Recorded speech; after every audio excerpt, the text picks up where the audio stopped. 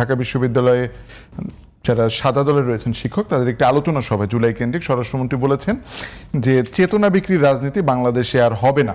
এবং আমি একটু কোট করতে চাই যে তিনি একটি জায়গায় বলেছেন যে যারা আসলে নতুন রাজনীতি করছেন তারা আসলে অনেক কিছু এখনো শেখার বাকি, তবে শুরুটা করতে চাই চেতনা বিক্রির রাজনীতি নিয়ে। এই কথাটাই এর আগেও হয়েছে, জুলাইয়ের আগেও হয়েছে, বিশেষ করে জুলাই এলে এই আলোচনাটা বেশি হয় এবং অভিযোগের তীরটা আপনাদের দিকে, অর্থাৎ এনসিপি নামক রাজনৈতিক দলটা যখন তৈরি হলো এবং আপনারা নির্বাচন করলেন জামাতের সঙ্গে জোটবদ্ধ হয়ে, এরপরে যে কোনো আলোচনাতে আপনারা যখনই জুলাইয়ের কথা বলেন তখনই আসলে এই প্রসঙ্গটা আসে যে অন্য যে কোনো কিছুর চেয়ে জুলাই বেশি আপনাদের ফোকাসে থাকে এবং চেতনা বিক্রি করছেন আপনারা। এই অভিযোগের বিষয়ে একটু শুনতে চাই।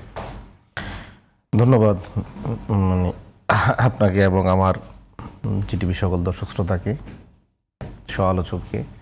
দেখেন, সালাউদ্দিন সাহেব বরাবরই রাজনীতিতে মানে খুবই সাহসিকতার সাথে, কনফিডেন্সের সাথে অসত্য তথ্য দিয়ে থাকেন।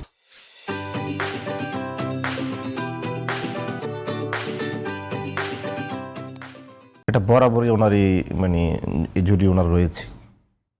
আপনি দেখেছেন উনি কিন্তু আরেকটা শব্দ বলেছে খুব অপ্রীতিকর, যে রাজনীতিতে যারা বাল্য শিক্ষার্থী তারা প্রফেসরের মতো আচরণ করছে। আপনার আপনার কাছে কি মনে হয়, আপনি একজন সাংবাদিক হিসেবে এই যে জুলাই আন্দোলনটা হলো বা দুনিয়া কাঁপানোটা জুলাই বিপ্লব হলো, বাংলাদেশের ছাত্রদল সহ শুরু করে ছাত্র সংগঠনগুলোর নেতৃত্বে কিন্তু এই আন্দোলনটা হয় নাই, বা এই যারা এখন রাজনীতিতে নিজেদেরকে প্রফেসর দাবি করে, আমাদেরকে বাল্য শিক্ষার্থী বলে, এই 40 বছর ধরে যারা রাজনীতিতে রাজনৈতিক প্রফেসর বিএনপি যদি ধরেন, তারা কেন এই আন্দোলনটা করে সফল হলো না? বা খোদা তালা কেন ছাত্র দলকে কবুল করলো না, বা ছাত্র সংগঠনগুলোকে কবুল করলো না, বা রাজনৈতিক যে মাদার পার্টিগুলো রয়েছে তাদেরকে কেন কবুল করলো না?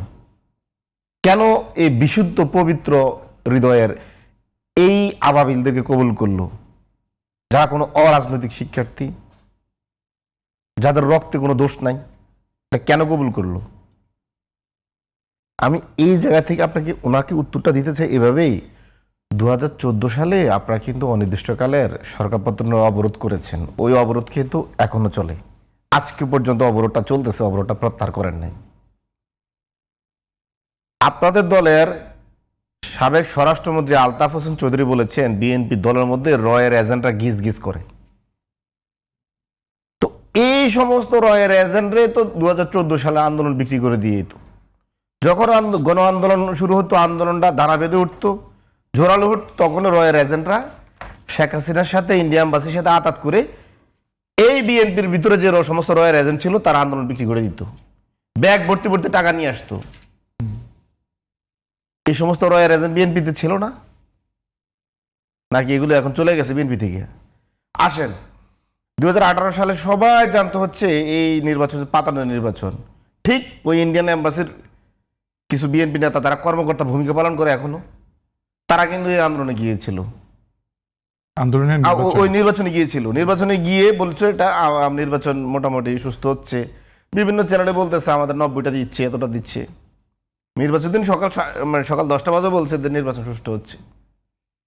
ওই নির্বাচন জাতি দেখেছে, কথা পুরো দেশের মানুষ ভোট দিতে পারে না, কথা ছিল তারা সংসদে যাবে না, কিন্তু বেইমানি মুনাফিকে করে বিএনপি 2018 সালে সংসদে যায়। 5টা বছর ধরে এই সংসদকে বৈধতা দেয় বিএনপি। এবার আসেন 24 সালে এবং আমি এবং দামি ইলেকশনের আগে বিএনপি ভারপ্রাপ্ত চেয়ারম্যান বর্তমান প্রধানমন্ত্রী, ওনার প্রতি সম্মান শ্রদ্ধা রেখে বলি, উনি অসহযোগ আন্দোলন ঘোষণা দেয় নাই। উনি বলে নাই আপনারা এখন থেকে আর খাজনা দিবেন না, অফিস যাবেন না, কিন্তু বেতন নিবেন, বিদ্যুৎ বিল দিবেন না, গ্যাস বিল দিবেন না, বলেছিল তো। ওই আন্দোলন ওনার নেতাকর্মীরা মানছে, দেশের জনগণও তো সাড়া দেয় নাই, নেতাকর্মীরাও সাড়া দেয় নাই। ওই আন্দোলনটাও 2024 সালে 28 অক্টোবরে বিএনপির কিছু হাসিনার চর, যারা বিএনপির নেতা সেজে বসেছিল এবং ভারতের এজেন্টরা ওই আন্দোলনটা বিক্রি করে দিয়েছে, তারা আন্দোলন করে নাই। এই জন্য খোদা তালা তাদের মতন এই সমস্ত ভারতীয় দোসর, শেখ হাসিনার দোসর, তাদেরকে আন্দোলন কবুল করে নাই।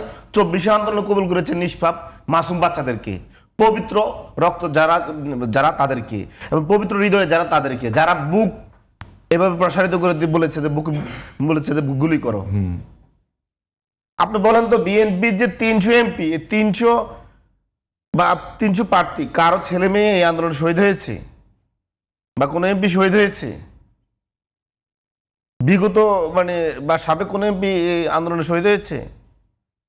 জুলাইয়ের আন্দোলনে বড় বড় মানে কথা বলে আমরা খুব প্রফেসর হয়ে গেছি। শেখ হাসিনার কাছে এখনো গেলে আমার মনে হয় শেখ হাসিনার মুখ খোলা উচিত। বিএনপি কারা কারা শেখ হাসিনা থেকে টাকা নিয়ে আসতেন, আন্দোলন বিক্রি করে দিতেন, এগুলো শেখ হাসিনা প্রকাশ করে দেওয়া উচিত।